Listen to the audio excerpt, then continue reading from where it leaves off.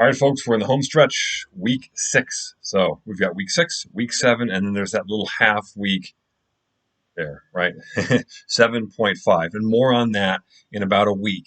That's going to get us right to the last day of class, okay? So only a couple weeks left, which is exciting, right? I know some of you might be behind or you're worried about your performance, so it can be a bit anxiety inducing at this point too. Understandable completely. If you have questions, if you're really concerned, reach out to me, okay? I've got my email posted. I've got my phone, number you can call or text posted in Blackboard. Remember the Welcome Start Here tab. Just reach out if you have any questions, okay? There is still plenty of time if you are behind to get caught up, or if you're really kind of on that bubble and you're worried. Don't worry, okay? You need to reach out to me though first. You have to reach out to me. Okay, so what are we going to be doing this week? All right, this week is my favorite week by far.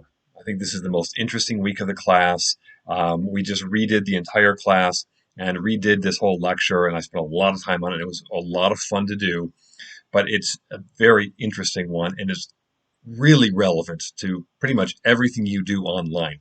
We're talking specifically about web browsers, okay? So when we think of web browsers, we think of Google Chrome, we think of Firefox, we think of Edge, we think of Safari if you're an Apple user. We may think of Brave if you use that one as a great browser. I like that one a lot. There's a bunch of other browsers too. Some are specific to certain kinds of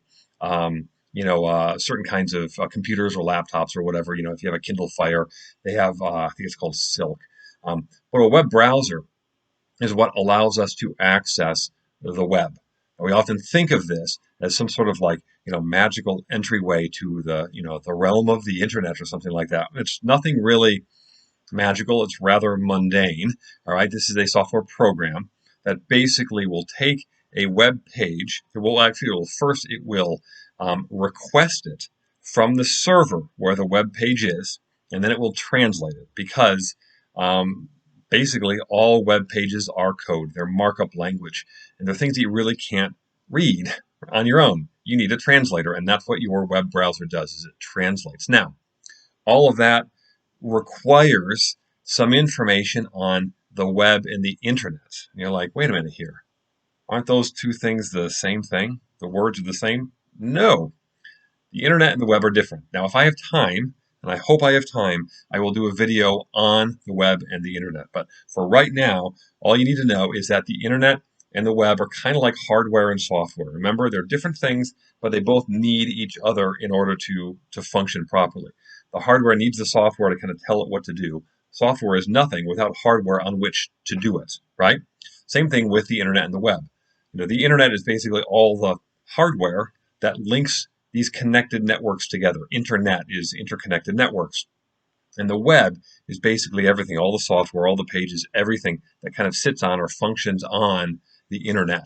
Now, you need to know a little bit of that, and the lecture does talk about that in order to better understand what web browsers are. So this week, we're going to be talking a lot about web browsers. There are 2 assignments. There's a short quiz, kind of like we had, I think, it was in the Excel week, was it last week?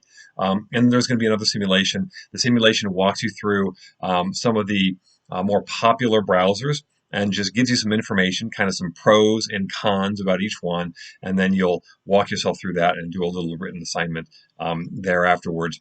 It's a very interesting lecture. There's a lot of information there on not just web browsers, but also internet safety and privacy. This is something we're going to get into in discussion this week.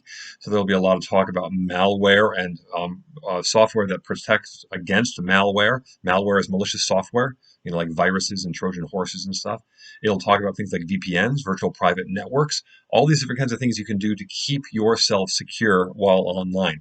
So the lecture is chock full of information. You'll love it. I hope you love it. I like this one a lot. Now, discussion is going to be cool this week. It's going to be very relevant.